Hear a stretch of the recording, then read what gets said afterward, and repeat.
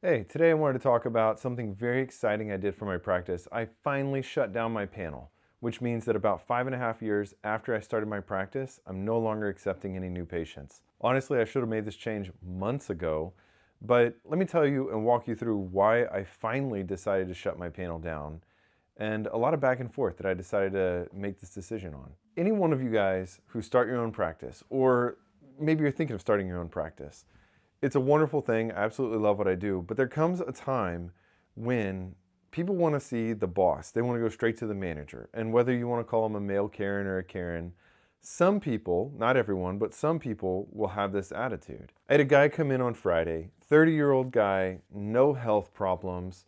And our office policy is that if there's an encounter that takes a lot of time, that we encourage them to take that time. So I basically had a diagnosis of a brain tumor in this young patient of mine, 40-year-old guy, and I messaged through our messaging portal through the front staff up front and said, hey, I'm running 30 minutes, maybe an hour behind, depending on how long this conversation is going to take. Can you let my 30-year-old, who's just here for an annual physical, established care, can you let him know I'm going to be a little bit late? And apparently this guy flipped out when we offered him a physician assistant, another physician, or he could sit and wait if he had to see me. Said he couldn't wait an hour. Basically started cussing at my front staff and decided to leave. Now keep in mind, this guy booked as an annual physical, 30 years old, zero health problems.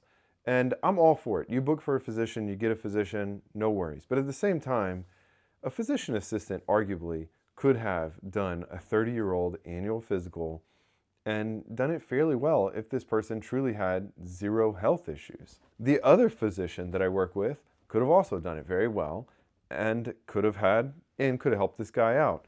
I get that he was mad. He felt like we didn't respect his time. And here's the tricky part in medicine is that you never know what you're walking into. This guy who came in, he came in for headaches. The guy that was taking a long time that I was telling me has a new brain tumor, well, it kind of just happened out of the blue that I ended up getting an MRI and I said, hey, the MRI will probably be back on this day, on Friday, and I just thought we'd say like, hey, how's the Nurtec going? How's the anti-migraines medicine going? Unfortunately, right before this guy's visit, I get the MRI back that there's a huge, ugly looking brain tumor, maybe GBM. And I spent a long time with this guy. And of course, because of HIPAA, we didn't tell this 30-year-old checking in why I'm running behind, but we tried to be compassionate and said, hey, Brad's running behind. You can either wait, you can see another doc, or you can see the PA. And this guy flipped out. He has his right to be mad. He booked an appointment with me. I'm running behind. This is the first time he's here. He doesn't know if this is usual protocol for us or not. But where I'm going with this is my schedule has kind of devolved into sometimes people don't want to talk to the manager. They want to talk to me directly. So they will book an appointment with me just to complain about how terrible the office policies are in some way.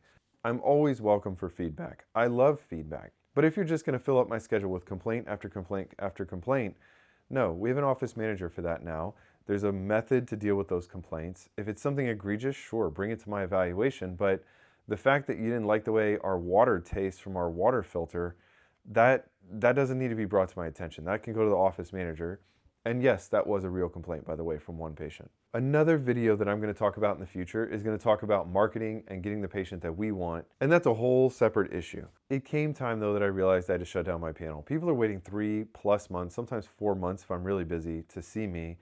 My established patients are having a hard time getting in with me. I got to take care of my established patients because they put a lot of trust in me. I want to treat them very well. And also, I think that if I shut my panel down, I think that some of those patients are going to go somewhere else. They're going to say, screw it, I'm only coming here for this guy. That's fine. They can go wherever they want. But also, I think if we tell them, hey, we have excellent physicians that you could also see, I think a percentage of those patients are going to shuffle in and fill up the panels of the other doctors.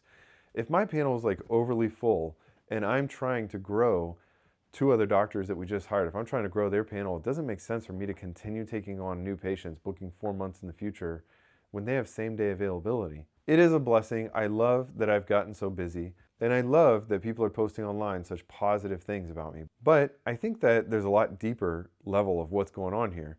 I truly delayed so long in doing this, and that I had a fear that if I shut down my panel, that for some reason, the clinic as a whole is going to stop seeing patients. I don't want to refuse any business. And I thought that, well, if I keep seeing more and more patients, that if I can't see my established patients, they're just going to be shuffled to someone else in my group. Yeah, that's not good care for individuals. That just leads to a lot of frustration of patients where they can't come in and see me. And if my wait times are already ridiculous, 3 or 4 months. That's not a good situation to say like, hey, welcome to my panel where you're going to wait 3 or 4 months anytime you want to come in and meet me. No, that's not good. It's a good position to have, but I think it also raises the question of how do you run a business and a medical practice, and when do you shut down panels? If you have someone who's an amazing physician bringing in lots of revenue, it's a scary thing to say like, hey, let's just turn that off, and let's say that Dr. So-and-so, who's amazing and everyone loves him and has 4-month waiting times, let's just stop accepting new patients for them.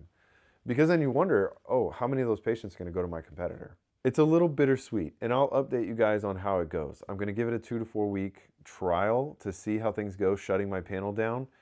What is your experience though? Like, for those of you guys who have shut your panel down in the past, have you noticed that it's made your life better? Did it make it worse? Did patients shuffle to another doctor in your other practice? Did they just leave the group altogether if you know where they ended up? I love every single patient that I see. They put a lot of trust in me, and it breaks my heart every time a patient tells me, I got to wait 3 months just to get in with you. This is ridiculous, but you're awesome, and I'll still wait 3 months to see you. It's not good care.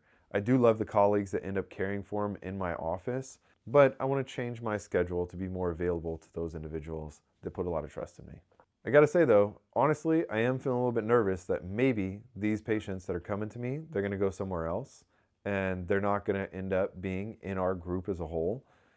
Time will tell. We'll see how much those individuals stay with our group or not, and I'll see how much maybe there's a rise or not a rise in our new patient bookings with the other physicians in our group. It's just part of that darn anxiety that I got to get rid of growing a practice, the unknown, the fear of turning business away is absolutely terrifying. But I got to try it because it's not sustainable for me. And having these people that are waiting 4 months to see me, bringing in 15 lists of problems that I got to then try to set boundaries saying, hey, we can only do 2 of these today.